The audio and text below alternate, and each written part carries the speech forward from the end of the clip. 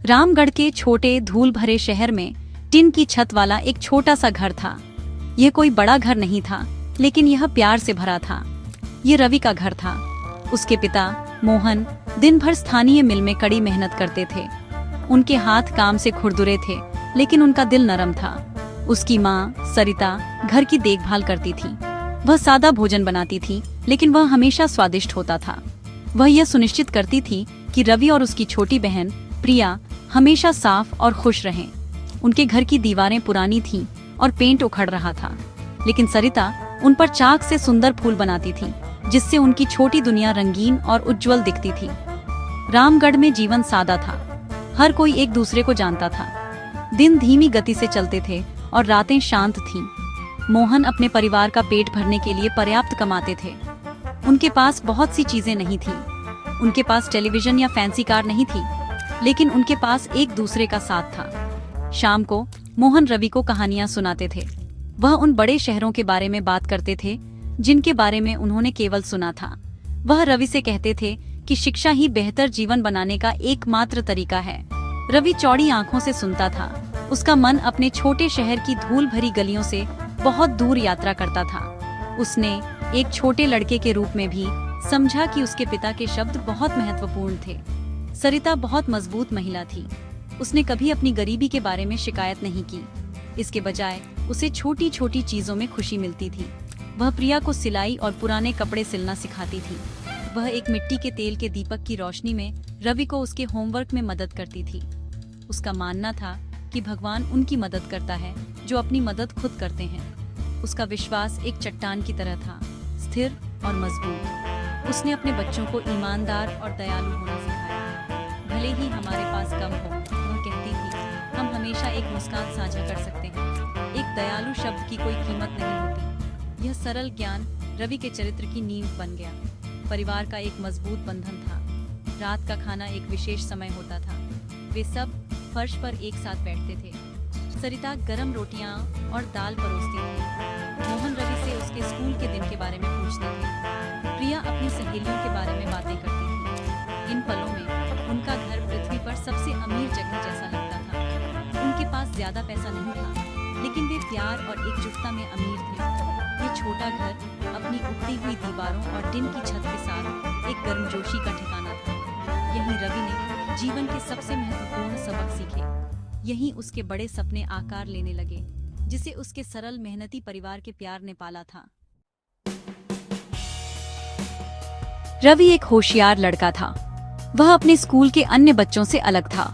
जबकि वे स्कूल के बाद गलियों में खेलते थे, रवि को एक किताब के साथ एक बड़े बरगद के पेड़ के नीचे पाया जाता था। उसे पढ़ना बहुत पसंद था। किताबें उसके लिए एक ऐसी दुनिया की खिड़की थीं जिसे उसने कभी नहीं देखा था। उसने महान वैज्ञानिकों, बहादुर नेताओं और दूर देशों के बारे में पढ़ा। उसके शिक्षक उससे बहुत प्यार करते थे। उन्होंने उसकी आंखों में एक खास चमक देखी। वह हमेशा सवाल पूछता रहता था। वह सब कुछ समझना चाहता था। उसका दिमाग एक स्पंज की तरह था, जो जितना ज्ञान मिल सकता था उसे सोख लेता था। वह हमेशा अपनी कक्षा में सबसे ऊपर रहता था। उसका सबसे बड़ा सपना एक इंजीनियर बनना था। वह बड़े पुल और ऊंची इमारतें बनाना चाहता था। वह ऐसी चीजें बनाना चाहता था जो लोगों की मदद करें। वह अक्सर अपनी छोटी नोटबुक में डिजाइन बनाता था। उसने ऐसे पुल बनाए जो गांवों को जोड़ सकते थे और ऐसे बांध जो सूखे खेतों में पानी ला सकते थे।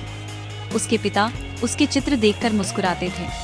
मेरा बेटा एक दिन बहुत अच्छा काम करेगा, मोहन अपनी पत्नी से कहते थे। ये प्रोत्साहन रवि के सपनों के लिए ईंधन जैसा था। इसने उसे और भी कड़ी मेहनत करने के लिए प्रेरित किया।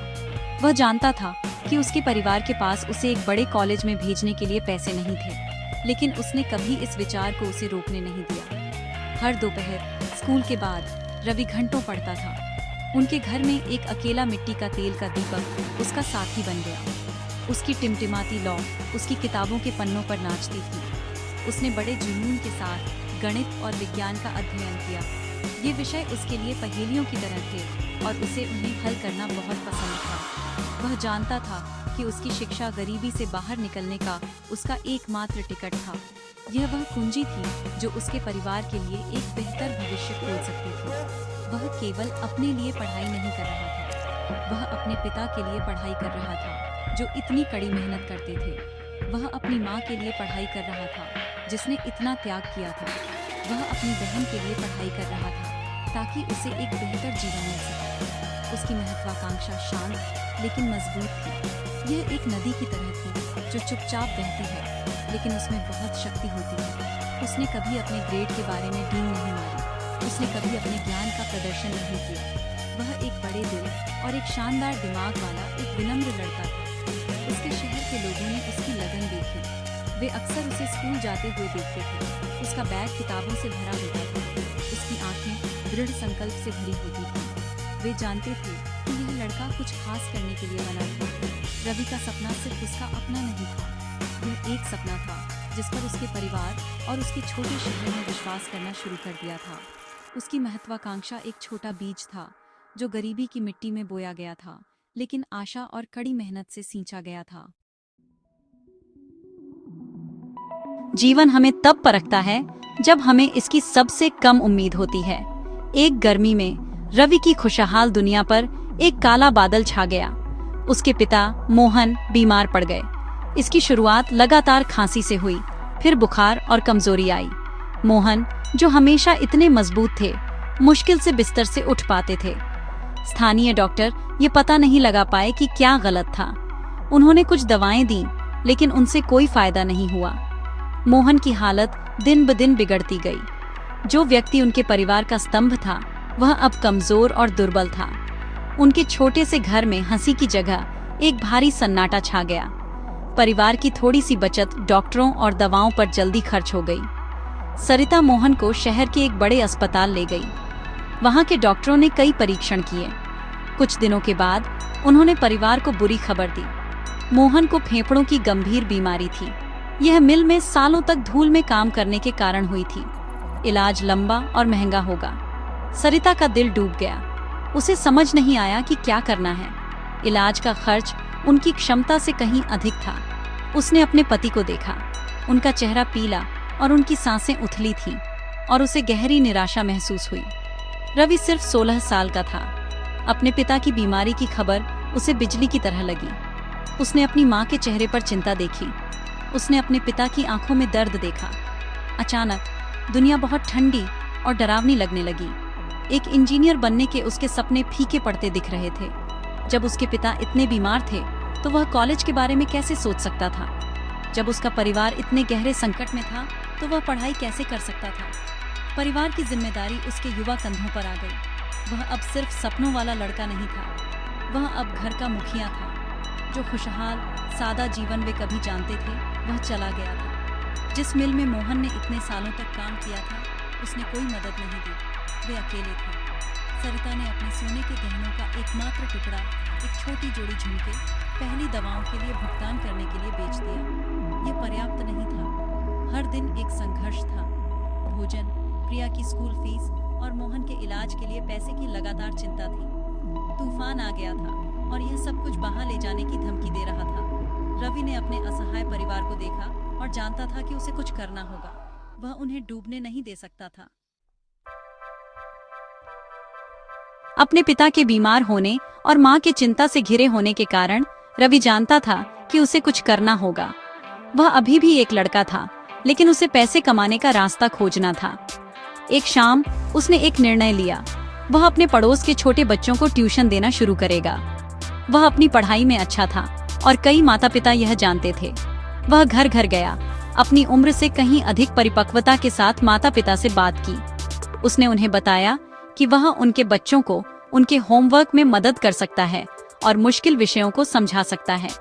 कुछ झिझके, लेकिन कुछ ने उसे एक मौका देने के लिए सहमति व्यक्त की। वह इस छोटे से अवसर के लिए भी आभारी था। उसका जीवन पूरी तरह बदल गया।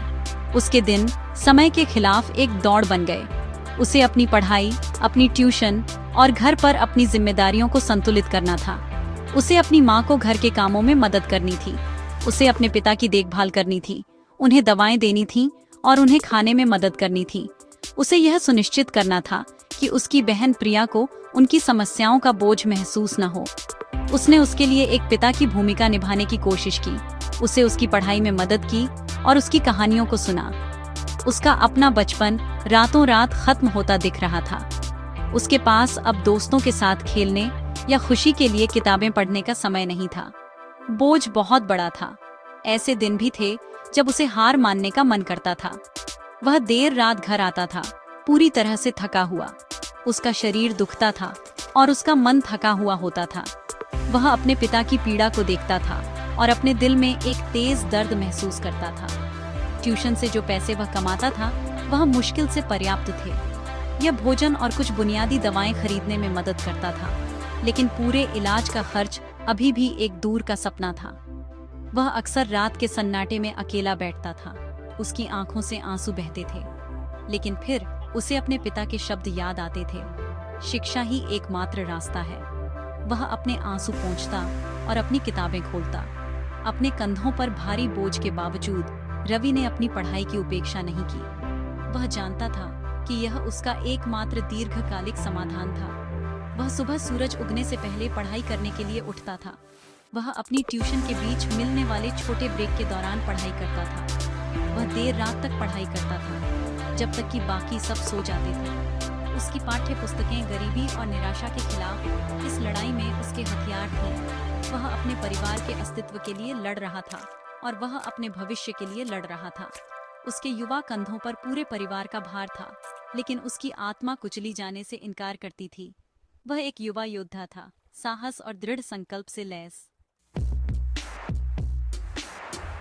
रवि के दिन बहुत योजनाबद्ध थे। हर एक मिनट का हिसाब रखा जाता था। उसका अलार्म, आप जानते हैं, मुर्गे की पहली बांग थी, सूरज निकलने से बहुत पहले। वह सुबह 4:30 बजे उठता था। उसके दिन के पहले 2 घंटे उसके अपने थे, एक कीमती शांत समय जो पूरी तरह से उसकी अपनी पढ़ाई को समर्पित था। वह जटिल गणित की समस्याओं को हल करता था और दीपक की धीमी रोशनी में वैज्ञानिक सूत्रों को याद करता था।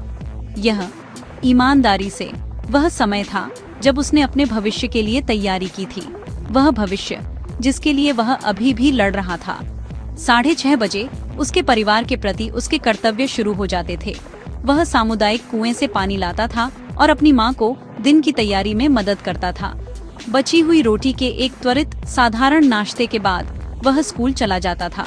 स्कूल में वह, ठीक है, एक अलग व्यक्ति था। वह अपनी चिंताओं को गेट पर छोड़ देता था। वह अपने शिक्षकों को पूरे ध्यान से सुनता था, हर शब्द, हर पाठ को आत्मसात करता था। वह जानता था कि उसके पास बाद में अपने संदेहों को दूर करने का मौका नहीं था, इसलिए उसे कक्षा में ही सब कुछ समझना होता था। लंच ब्रेक के दौरान जब अन्य छात्र खेलते थे, वह पुस्तकालय में एक शांत कोना ढूंढता था ताकि अपने नोट्स की समीक्षा कर सके या अपना होमवर्क खत्म कर सके। स्कूल उसका आश्रय था, एक ऐसी जगह जहां वह कुछ घंटों के लिए सिर्फ एक छात्र बन सकता था। जैसे ही दोपहर में स्कूल की घंटी बजती थी, उसकी दौड़ फिर से शुरू हो जाती थी। वह एक घर से दूसरे घर भागता था, अपने छात्रों को पढ़ाता था।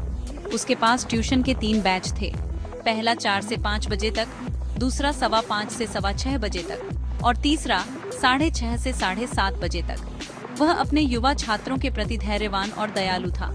उनकी कठिनाइयों को समझता था क्योंकि उसकी अपनी कठिनाइयां थीं।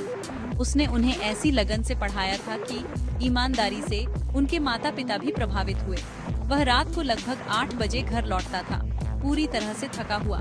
उसकी छोटी कमाई एक विशाल रेगिस्तान में पानी की बूंदों की तरह थी, लेकिन उसने हर बूंद को कृतज्ञता के साथ एकत्र किया। शामें सबसे कठिन थी। एक लंबे दिन के बाद वह अपने परिवार के साथ बैठता था। वह अपने पिता को खाने में मदद करता था और यह सुनिश्चित करता था कि उन्होंने अपनी दवाएं ले ली हैं। वह प्रिया के साथ कुछ समय बिताता था, उसके दिन के बारे में पूछता था। देर रात के खाने के बाद जब पूरा घर सो रहा होता था, उसका दिन अभी खत्म नहीं होता था। वह फिर से अपनी किताबें निकालता था। दीपक की टिमटिमाती लौ ही उसकी एकमात्र गवाह थी जब वह अपनी आगामी बोर्ड परीक्षाओं के लिए पढ़ाई करता था। वह अक्सर अपनी किताबों पर सो जाता था। उसका शरीर पूरी तरह से थकावट से हार मान लेता था। ये कठिन दिनचर्या उसकी वास्तविकता थी, उसकी अविश्वसनीय लचीलेपन और अपने परिवार के प्रति उसके अटूट प्यार का एक प्रमाण। बोर्ड की परीक्षाएं नजदीक आ रही थीं। रवि के लिए यह एक महत्वपूर्ण समय था। उसका भविष्य इन परीक्षाओं पर निर्भर था। दबाव बहुत अधिक था। वह केवल अन्य छात्रों से ही मुकाबला नहीं कर रहा था, वह अपनी मुश्किल परिस्थितियों से मुकाबला कर रहा था। उसने बहुत लगन से पढ़ाई की। हर खाली पल का उपयोग अपने पाठों को दोहराने के लिए किया गया। उसके शिक्षक उसके बारे में चिंतित थे। उन्होंने देखा कि वह कितना पतला और थका हुआ लग रहा था, लेकिन उन्होंने उसकी आंखों में आग भी देखी। उन्होंने उसे अतिरिक्त मदद की पेशकश की और उसे पढ़ने के लिए पुरानी किताबें दी। उनका समर्थन उसके लिए बहुत बड़ी ताकत थी। उसे लगा कि वह अपनी लड़ाई में अकेला नहीं है। परिणामों का दिन बहुत चिंता का दिन था। रवि धड़कते दिल के साथ स्कूल गया। उसके हाथ ठंडे और पसीने से तर थे। हेडमास्टर ने उसे देखा और मुस्कुराए। उन्होंने रवि को अपने कार्यालय में बुलाया। बेटा, उन्होंने उसके कंधे पर हाथ रखते हुए कहा, तुमने हम सबको बहुत गर्व महसूस कराया है। रवि सिर्फ पास नहीं हुआ था, उसने पूरे जिले में टॉप किया था। उसने विज्ञान और गणित में सबसे अधिक अंक प्राप्त किए थे। यह खबर रामगढ़ के छोटे से शहर में आग की तरह फैल गई। जिन लोगों ने उसके संघर्ष को देखा था, उन्होंने उसकी सफलता का जश्न मनाया। एक पल के लिए रवि अपना सारा दर्द और थकावट भूल गया। उसे खुशी और राहत का एक उछाल महसूस हुआ। उसके उत्कृष्ट परिणामों ने उसके लिए एक नया दरवाजा खोल दिया। उसके हेडमास्टर ने उसे गरीब परिवारों के प्रतिभाशाली छात्रों के लिए एक राष्ट्रीय छात्रवृत्ति कार्यक्रम के लिए आवेदन करने में मदद की। आवेदन प्रक्रिया लंबी थी, लेकिन रवि ने हर फॉर्म को सावधानी से भरा। उसने अपने सपनों, अपने पिता की बीमारी और अपने संघर्ष के बारे में लिखा। कुछ हफ्तों बाद एक मोटा लिफाफा आया। रवि के हाथ कांप रहे थे जब उसने उसे खोला। यह छात्रवृत्ति समिति का एक पत्र था। उसने शब्दों को धीरे धीरे पढ़ा। हमें आपको सूचित करते हुए खुशी हो रही है कि आपको देश के शीर्ष कॉलेजों में से एक में इंजीनियरिंग की पढ़ाई के लिए पूर्ण छात्रवृत्ति से सम्मानित किया गया है। रवि की आंखों से खुशी के आंसू बह निकले। वह पत्र को पकड़े हुए घर भागा। उसने अपनी माँ को दिखाया। सरिता ने पत्र पढ़ा और उसे कसकर गले लगा लिया। उसके अपने आंसू उसके आंसुओं में मिल गए। लंबे समय में पहली बार उसे आशा की एक वास्तविक किरण दिखाई दी। वे मोहन के बिस्तर के पास थे। रवि ने अपने पिता को जोर से पत्र पढ़ा। मोहन के पीले चेहरे पर एक हल्की मुस्कान दिखाई दी। उन्होंने हाथ बढ़ाया और रवि का हाथ पकड़ लिया। वह ज्यादा बोल नहीं पा रहे थे, लेकिन उनकी आंखें गर्व और खुशी से भरी थी। छात्रवृत्ति कॉलेज के लिए सिर्फ पैसे से कहीं अधिक थी। यह उसकी कड़ी मेहनत की पहचान थी। यह एक लंबी अंधेरी सुरंग के अंत में एक रोशनी थी। जिस दिन रवि कॉलेज के लिए निकला, वह बहुत भावुक था। उसकी माँ ने एक छोटे से स्टील के टिफिन बॉक्स में उसका पसंदीदा खाना पैक किया। उसके पिता ने उसे अपने बिस्तर से ही आशीर्वाद दिया। प्रिया ने उसे एक छोटा हाथ से बना कार्ड दिया, जिस पर लिखा था, ऑल द बेस्ट भाई। जैसे ही बस रामगढ़ से निकली, रवि ने अपने छोटे से शहर की ओर देखा। उसे उत्साह और उदासी का मिला जुला एहसास हुआ। वह अपने परिवार को पीछे छोड़ रहा था, लेकिन वह उनकी उम्मीदों को अपने साथ ले जा रहा था। बड़ा शहर अभिभूत कर देने वाला था। कॉलेज कैंपस बहुत बड़ा और डराने वाला था। सब कुछ नया और अजीब था। उसे एक विशाल समुद्र में एक छोटी मछली जैसा महसूस हुआ। कॉलेज में जीवन आसान नहीं था। वह अमीर और विशेषाधिकार प्राप्त पृष्ठभूमि के छात्रों से घिरा हुआ था। वे फैंसी कपड़े पहनते थे, धारा प्रवाह अंग्रेजी बोलते थे और ऐसी चीजों के बारे में बात करते थे जिनके बारे में उसने कभी नहीं सुना था। रवि को एक बाहरी व्यक्ति जैसा महसूस हुआ। उसे अपने साधारण कपड़ों और अपने छोटे शहर के लहजे का एहसास था। वह अक्सर भीड़ भरी कैंटीन के कोने में अकेले खाना खाता था। अकेलापन भारी था। उसे अपने परिवार की बहुत याद आती थी।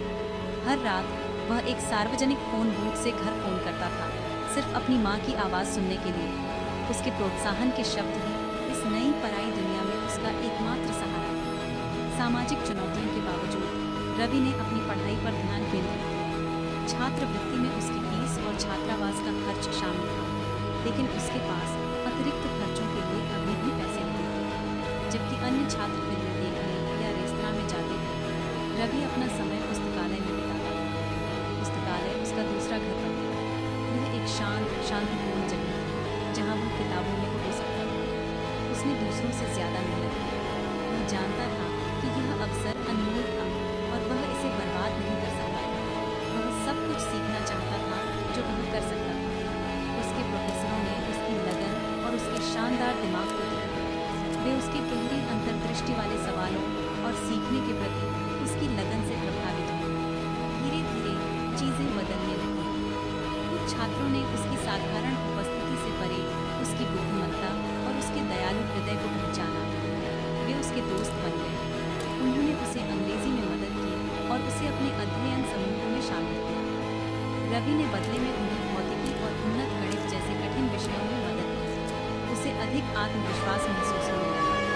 उसे एहसास हुआ कि उसकी पृष्ठभूमि उसे परिभाषित नहीं करती। उसकी कड़ी मेहनत और उसका चरित्र ही वास्तव में मायने रखता था। कॉलेज के एकांत हॉल अब कम डरावने लगने लगे थे। वह धीरे धीरे एक एक कदम करके अपनी जगह बना रहा था। यात्रा अभी भी कठिन थी, लेकिन वह अब अकेला नहीं चल रहा था। इंजीनियरिंग के 4 साल कड़ी मेहनत, रातों की नींद हराम और अंतहीन परीक्षाओं में बीत गए। रवि ने अपनी पढ़ाई में उत्कृष्ट प्रदर्शन किया। वह लगातार अपने बैच के शीर्ष छात्रों में से एक रहा। ग्रामीण क्षेत्रों के लिए कम लागत वाली जल शोधन प्रणाली के लिए उसके अंतिम वर्ष के प्रोजेक्ट को एक प्रतिष्ठित पुरस्कार मिला। कैंपस प्लेसमेंट का समय आ गया था।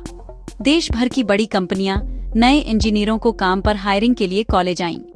कैंपस में उत्साह और घबराहट का माहौल था। रवि के लिए यह अंतिम बाधा थी। एक अच्छी नौकरी उसके परिवार के भाग्य को बदलने की कुंजी थी। उसने उसी लगन से इंटरव्यू की तैयारी की जो उसने अपनी पढ़ाई में दिखाई थी। उसने कंपनियों के बारे में पढ़ा, सवालों के जवाब देने का अभ्यास किया और अपना बायोडाटा सुधारा। उसके दोस्तों ने उसे एक नई फॉर्मल शर्ट और पैंट खरीदने में मदद की।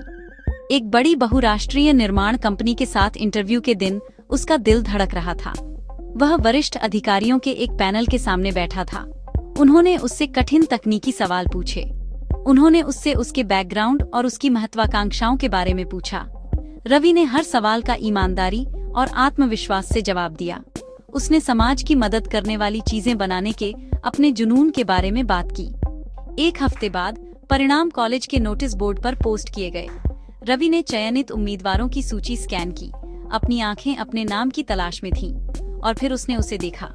रवि कुमार, चयनित, पद जूनियर डिजाइन इंजीनियर। उसने शब्दों को बार बार पढ़ा। उसने यह कर दिखाया था।